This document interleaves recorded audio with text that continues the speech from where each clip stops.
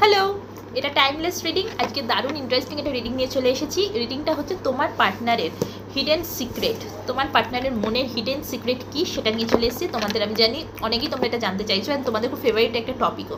So তোমাদের জন্য আমি নিয়ে এসেছি এটা টাইমলেস রিডিং। তোমরা যখন থেকে দেখবে তখন থেকে তোমাদের সাথে রিডিংটা রেজোনেট করবে। So let's see.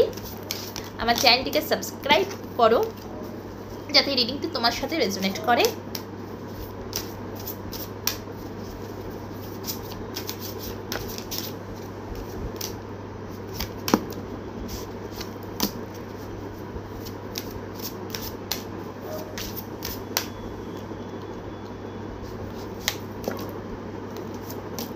ওকে, চারটে কার্ড নিচ্ছি, যথেষ্ট চারটে কার্ডের জন্য। বটমটা এসছে দ্য গোল্ডেন মিরর। ওকে,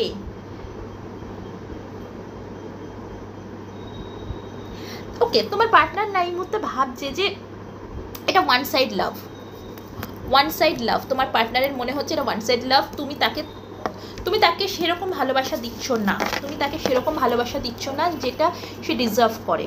ঠিক আছে, তার এটাই মনে হচ্ছে এটা ওয়ান সাইড লাভ। সে যে ভালোবাসাটা তোমার কাছ থেকে এক্সপেক্ট করে, চাইছে তোমার কাছ থেকে, সেটা কোনোভাবে তুমি তাকে প্রোভাইড করতে পারছো না।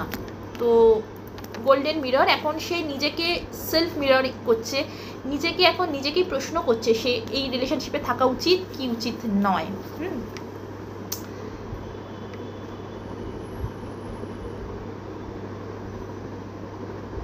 এই মুহূর্তে তোমার পার্টনারের না প্রচণ্ড পরিমাণে কাজের প্রেশার, প্রচণ্ড পরিমাণে কিন্তু তোমার পার্টনারের কাজের প্রেশার চলছে। তার butterfly involving growth, next phase, healing inner child, releasing the past. Definitely তোমার পার্টনার এখন না নিজেকে সেলফ হিলিং জার্নিতে তোমার পার্টনার রয়েছে। ঠিক আছে, তোমার পার্টনার সেলফ হিলিং জার্নিতে রয়েছে। কারণ কি, কোথাও না কোথাও তোমার সাথে তোমার পার্টনারের কিন্তু রিলেশনশিপটা খারাপ হয়েছে। ঠিক আছে, বর্তমানে আমি দেখতে পাচ্ছি তোমার সাথে তোমার পার্টনারের কিন্তু রিলেশনশিপটা খারাপ রয়েছে।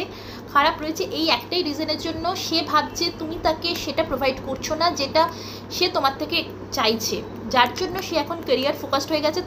তার এখন ক্যারিয়ারের দিকেও কিন্তু প্রেশার রয়েছে, পাশাপাশি সে কিন্তু এখন নিজেকে হিল করার চেষ্টা করছে। সে মনে করছে যে না, আমি এরকম রিলেশনশিপে আমি থাকতে পারবো না, এরকম রিলেশনশিপ পসিবল নয়। তো আমাকে নিজেকে সেলফ হিলিং করতে হবে, তা নাহলে এইটা থেকে বেরোতে হবে।